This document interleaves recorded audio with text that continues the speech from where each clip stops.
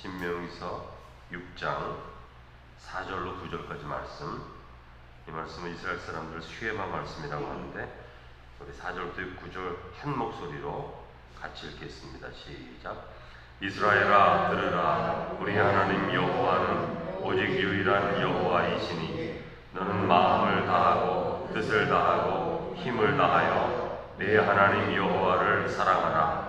오늘 내가 네게 명하는 이 말씀을 너는 마음에 새기고 네 자녀에게 부지런히 가르치며 집에 앉았을 때든지 길을 갈 때든지 누워있을 때든지 일어날 때든지 이 말씀을 강론할 것이며 너는 또 그것을 내 손목에 메어 기호를 삼으며 내 미간에 붙여 표를 삼고 또 내 집 문설주와 바깥문에 기록할지니라. 아멘. 우리 정보원 집사님 새벽제단에 기름 부어 주셔서 감사의 예물을 드리셨습니다. 자, 오늘 말씀은 어제와 똑같이 하나님의 율법에 대한 태도, 하나님의 말씀에 대한 태도에 대해서 주시는 말씀인데 4절에 보면 이 말씀 너무 잘 하시는 말씀이고 이스라엘 백성들은 모든 사람들이 다 외울 정도의 그런 말씀입니다. 슈에마 말씀이라고 하는 것은 이 슈에마라는 말이 들으라 그런 뜻이에요. 우리 개역개정에는 이스라엘아 들으라 이렇게 말씀하고 있지만 원어에서는 들으라 이스라엘아 이렇게 되어 있는 거예요. 그래서 슈에마 말씀이라고 그러는데 이 들으라는 말씀이 가장 먼저 나옵니다. 이 말씀에는 들으라 이스라엘아. 그런 다음에 이제 들어야 될 게 무엇인지를 계속해서 말씀해 주고 있는데, 그러니까 하나님의 말씀은 이제 들어야 되는 것이다. 그걸 강조하기 위해서 들으라는 말을 맨 앞으로 이제 옮겨놓은 거죠. 무엇을 들어야 되냐 하면 첫 번째로 먼저 우리 하나님 여호와는 오직 유일한 여호와시다. 그렇게 말씀하고 있죠. 가장 먼저 우리가 들어야 될 것은 여호와가 우리 하나님이시다. 이 말을 들어야 된다는 것입니다. 그러니까 우리가 믿는 하나님이 여호와 하나님이시다라는 것인데, 여러분 여호와 하나님이라는 이름은 어떤 말씀이죠? 모세가 출애굽하기 위해서 누가 하나님 누구십니까? 이름을 물어볼 때 그때 나는 여호와라 이렇게 말씀하시잖아요. 그때 그 여호와 하나님을 말하는 것입니다. 그러니까 출애굽하기 위해 나서시는 하나님이 바로 여호와 하나님. 그러니까 구원의 하나님이라는 뜻이죠. 그러니까 이스라엘을 구원하신 하나님은 바로 그 여호와 하나님이신데, 모세에게 나타나신 그 하나님, 십계명을 주신 하나님, 바로에게서 이스라엘을 구원하신 그 하나님, 다른 무엇이 아니라 바로 그 하나님이 여호와 하나님이시죠. 홍해를 가르신 분이시고 만나와 메추라기를 주신 분이고 반석에서 물이 나게 하신 분, 그분이 바로 여호와 하나님이시죠. 그래서 먼저 하나님의 이름을 기억해야 하는데 그 어떤 하나님? 여호와 하나님이시다. 그렇게 말씀하십니다. 그러니까 우리 신약으로 비유하면 예수 그리스도를 뜻하는 거죠. 그러니까 우리의 구원의 주님은 예수 그리스도이시다. 다른 어떤 것이 아니라 그런 말과 똑같은 것입니다. 그런데 이스라엘 백성들은 언제나 여호와 하나님을 떠났어요. 역사적으로 성경을 보면. 그래서 어디로 갑니까? 늘 바알신에게 갔어요. 여호와를 떠나서 바알신으로 간 겁니다. 근데 바알신은 나무나 돌로 만들어진 신이에요. 그래서 이제 이스라엘 여러분 고고학을 발견하다 보면 언제나 바알신이 나오는데 나무나 돌로 만들어졌어요. 사람처럼 그렇게 만들어진 신에게로 갔습니다. 움직이지도 못하고 구원하지도 못하는 신이죠. 그럼에도 불구하고 늘 바알신으로 가게 된 겁니다. 이스라엘이 멸망한 것도 우상 숭배 때문이잖아요. 바알신 때문에 멸망한 거예요. 여러분 어떤 하나님이 우리 하나님이십니까? 이렇게 묻는다면 우리는 하나님은 우리를 구원하신 하나님이시다. 바알은 우리를 구원한 적이 한 번도 없어요. 이스라엘 백성들을. 그래서 언제나 하나님이 누구냐고 물으시면 우리를 구원한 분이 우리 하나님이시다. 그분이 누구이신가? 여호와 하나님이시다. 그분이 우리를 애굽에서 구원하셨고 홍해를 건너게 하셨고 십계명을 주신 광야로에서 이끄신 분, 그분이 우리 하나님이시다. 그분이 여호와시다. 이렇게 말을 해야 됩니다. 그렇지 않으면 바알이 우리 하나님이다 이렇게 이제 되게 되는데, 그 바알은 우리를 위해서 홍해를 건넌 분도 아니고 애굽에서 우리를 구원하신 분도 아니고 바로의 손에서 우리를 이끌어 가신 것도 아닌 그냥 우상일 뿐인 것이죠. 여호와 하나님이 이스라엘 백성들에게 언약을 하시고 계명을 지키라고 명령하시는 이유는 구원의 하나님이시기 때문에 그런 것입니다. 여러분, 참 하나님은 언제나 우리를 위해 구원을 베푸신 분, 은혜를 베푸신 분, 살아계신 분입니다. 하나님은 추상적인 분이 아니에요. 우리의 삶 가운데서 구원을 나타내신 분이에요. 그런데 왜 바알에게 자꾸 갑니까? 이스라엘 백성들이. 바알은 육신과 탐욕과 정욕의 신이거든요. 거긴 쾌락이 있기 때문에 그렇습니다. 여호와 하나님은 십계명에서도 보듯이 우리에게 윤리적인 삶을 요구하고 도덕적인 삶을 요구하십니다. 왜냐하면 그러한 삶이 참 생명을 주기 때문에. 그런데 그게 참 어렵죠. 왜냐하면 원수도 사랑하라 그러니까 우리 육신은 원수를 사랑할 수가 없어요. 근데 원수를 사랑하라 그러잖아요. 왜요? 그게 생명의 길이니까. 용서하라 그럽니다. 우리에게 잘못한 사람을 우리가 어떻게 용서합니까? 작은 거 잘못하면 용서할 수 있지만 큰 거 잘못하면 어떻게 그를 용서합니까? 용서할 수가 없어요. 그런데 용서하라 그러십니다. 왜? 그게 생명의 길이 될 것이니까. 지금은 힘들고 어렵겠지만 그게 생명의 길로 인도하니까 용서하라 그러시는 거예요. 그래서 이게 힘든 거예요. 하나님의 말씀은 늘. 이것은 쾌락과 기쁨을 주는 삶이 아닙니다. 우리에게 순간순간 즐거움과 만족을 주는 삶이 아니에요. 그러나 육신적 이스라엘은 쾌락을 따라 그래서 바알에게 가는 거예요.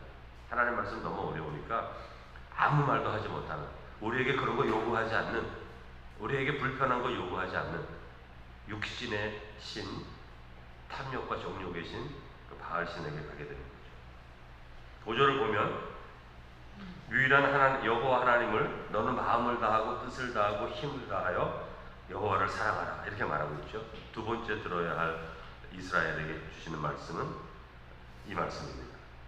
하나님을 사랑하되, 그러니까 여호와가 우리 하나님인 것을 아는 것에 멈춰서는 안 되고 그 하나님을 어떻게 하라고요? 사랑해야 된다는 것인데, 여러분 사랑은 무엇입니까? 사귐이에요. 사귐과 교제가 있는 것이 사랑인데, 마음을 다하고 뜻을 다하고 힘을 다하여 사랑해야 된다. 그렇게 말씀하시는 거죠. 여기서 마음이라는 것은 심장을 뜻하는 말씀인데, 이 말씀이 몸의 가장 깊은 내면에서 뜻하는 생각이나 의지나 감성, 이것을 마음이라고 합니다. 그러니까 이것을 다하여, 생각과 의지와 감성을 다하여 하나님을 사랑하라 그렇게 말하는 것이고요. 뜻을 다하여라는 이 뜻이라는 말은 영어로는 영혼으로 되어 있어요. 영혼. 근데 원래 우리 한국 개역 개정에는 다하여 이런 말씀이 있는데 원어에는 이 다하여라는 말씀은 없습니다. 그냥 마음으로, 뜻으로, 힘으로 이렇게 되어 있어요. 원문에는. 근데 이 영혼이라는 것은 감정과 열정이 있는 것이 영혼인데, 감정과 열정을 다하여 사랑하라 그렇게 말하는 거죠. 힘을 다하여 사랑하라, 이것은 육체적인 힘 외에 우리가 가지고 있는 모든 것, 힘이 될 수 있는 것, 뭐죠? 재산이든지 권세든지 명예든지 이런 거 다하여 하나님을 사랑하라 그렇게 말씀합니다. 그러니까 이것이 하나님을 사랑하는 태도인데, 단순히 하나님 내가 당신을 사랑합니다 느끼는 감정으로, 그거 아니라는 거예요. 사랑은. 그래서 부자 관원이 와가지고 어떻게 영생을 받습니까? 내게 있는 거 다 팔아서 가난한 자 나눠주고 너는 나를 따르라 했을 때 이 관원이 그거 하지 못하잖아요. 하나님 사랑하지 않으니까. 하나님을 힘있게 사랑하는 것, 힘을 다하여 사랑하는 것은 자기가 가진 재산이나 권세나 명예나 건강이나 육체적인 힘이나 이거 다하여 사랑할 수 있어야 되는 것인데, 돈은 많은데 그게 아깝잖아요. 그러니까 그냥 슬픈 마음으로 돌아갔다 이렇게 말하는 것입니다. 그 사람은 힘을 다하여 하나님을 사랑하지 못하는 사람입니다. 이게 하나님을 사랑하는 태도죠. 단순히 감정과 느낌으로 어떤 감동을 받을 때 하나님 내가 당신 사랑합니다 이렇게 말하는 사랑은 사랑의 아주 작은 부분일 뿐이고, 진정한 사랑은 마음과 뜻과 힘을 다하는 사랑. 그러니까 결국에 보면 뭐라고, 이게 무슨 뜻이에요? 나의 모든 것을 다 가지고 나의 온 몸으로 하나님을 사랑하는 것, 그게 사랑이라는 거죠. 그러니까 우리의 행위를 통해서, 의지를 통해서, 감정을 통해서, 열정을 통해서, 내가 가진 모든 것을 통해서 하나님을 사랑하는 것, 이게 사랑인데, 이렇게 사랑하는 사람은 바알 신으로 갈 수가 없어요. 바알 신에게로 나아갈 수가 없습니다. 이렇게 하나님 사랑하는 사람들. 그리고 우리들이 이러한 사랑으로 하나님께 나아가게 될 때 하나님은 또 하나님의 사랑으로 우리에게 다가오게 되는 것이죠. 그러니까 살아계신 하나님을 만나는 길은 이와 같은 사랑을 하게 될 때인 것입니다. 하나님은 사랑 가운데 만나게 되는 거예요. 단순히 우리가 기도한다고 몇 마디 한다고 만나는 것이 아니라 온 몸과 마음과 나의 가진 모든 것으로 주님을 향해 나아갈 때 하나님 만나게 되는 것이고, 이 사람들은 바알 신에게로 갈 수가 없는 거죠. 6절은 말씀을 마음에 새기라 이렇게 말하죠. 듣고 흘려보내지 말고 기억하라, 묵상하라 이렇게 하시는 말씀인데, 말씀을 나의 것으로 새겨라, 나의 것이 되도록 해라, 그런 말씀이죠 이게. 그래서 여기에 가장 중요한 훈련법은 뭡니까? 성경 암송하는 것. 이게 굉장히 중요한 훈련법인데, 마음에 새긴 것이 가능하게 하는 것은 성경을 암송하는 것이 될 수도 있는 것이죠. 7절은 들으라 이스라엘아. 무엇을 들으라고요? 자녀에게 먼저 가르치라. 그리고 어디에 있든지 그 말씀을 강론하라. 사람들에게 그렇게 말합니다. 8절과 9절은 또 그렇게만 하는 것이 아니라 손목에 매어 기호를 삼고, 손목에 하나님의 말씀을 매라는 거죠.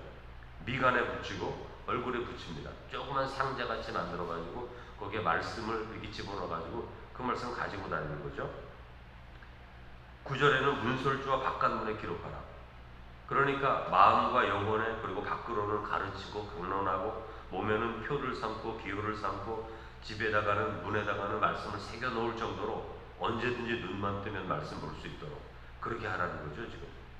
그러니까 말씀을 보고 마음으로 기억하고 암송하고 묵상하고 가르치고 강론하고 몸에 붙이고 다니고 얼굴에 붙이고 다니고 그렇게 하라는 거예요. 과도할 정도로, 아주 과도할 정도로 말씀을 가까이 하라.